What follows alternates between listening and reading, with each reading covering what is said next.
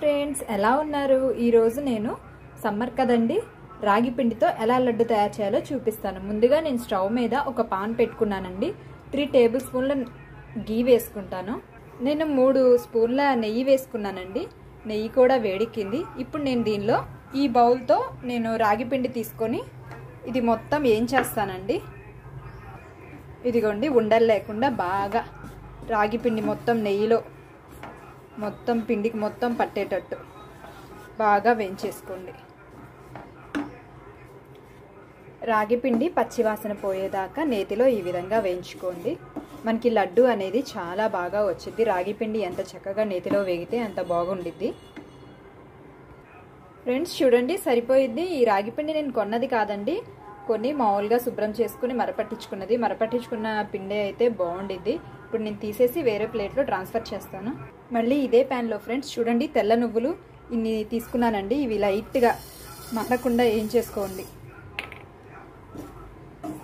Just ఒక 5 minutes తిప్పుతానే ఉండండి friends, ఎందుకంటే కలర్ చేంజ్ అయితే బాగోదు. ఫ్రెండ్స్ చూడండి, ఈ విధంగా వేయించేసుకుంటే సరిపోయిద్ది. ఇప్పుడు తీసేస్తాను. ఫ్రెండ్స్ ఇప్పుడు నేను ఇదే పాన్లో ఇందాక నేను తీసుకున్న రాగి పిండికి 1/4 వంతు వేరుశనగ గింజలు తీసుకొని వేయించేస్తాను. ఫ్రెండ్స్ ఇవి కూడా మాడకుండా ఎర్రగా వేయించేస్తాను. ఫ్రెండ్స్ వేరుశనగ గింజలన్నీ వేగిపోయాయి. ఇప్పుడు నేను వీటిని ఆపేసాను. ఆరబెట్టేసి ఈ పట్టు మొత్తం వదిలిచ్చేసి మీకు చూపించిన తర్వాత ఏం చేయాలో చూపిస్తాను. పొట్టంతా ఒలుచుకొని ఈ విధంగా పెట్టుకోవాలండి. నేను ఇప్పుడు వీటిని మిక్సీ వేస్తానండి. మిక్సీ వేసిన తర్వాత చూడండి, ఈ విధంగా వచ్చింది కన్సిస్టెన్స్ అనేది. మళ్ళీ దీనిలోనే ఒక 10 నుంచి 20 దాకా కిస్మిస్ అను ఈ తెల్ల నువ్వుల్లో సగం వచ్చేసి మళ్ళీ దీనిలో పోసి ఒకసారి మనం తిప్పేసుకుందామండి.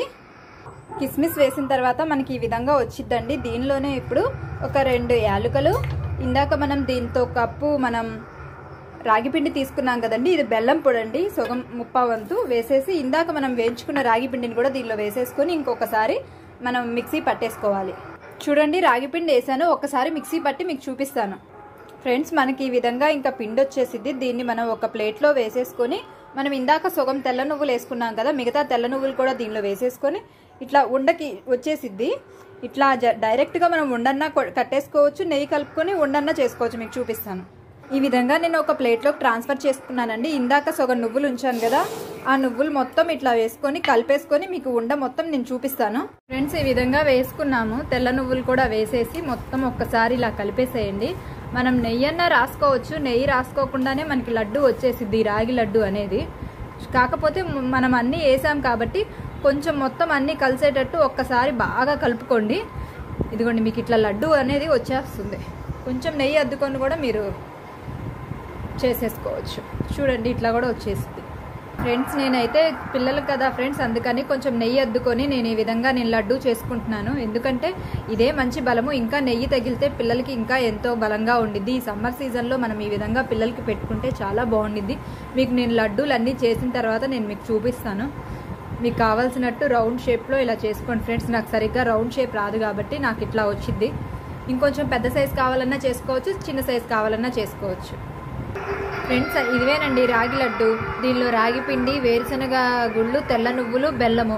పిల్లలకి రోజుకి ఒక లడ్డు ఇది ఇచ్చినా సరిపోయిద్దండి. ఈ సమ్మర్ సీజన్లో నీరసం లేకుండా ఎంతో బాగుంటుంది ఫ్రెండ్స్. చూడండి,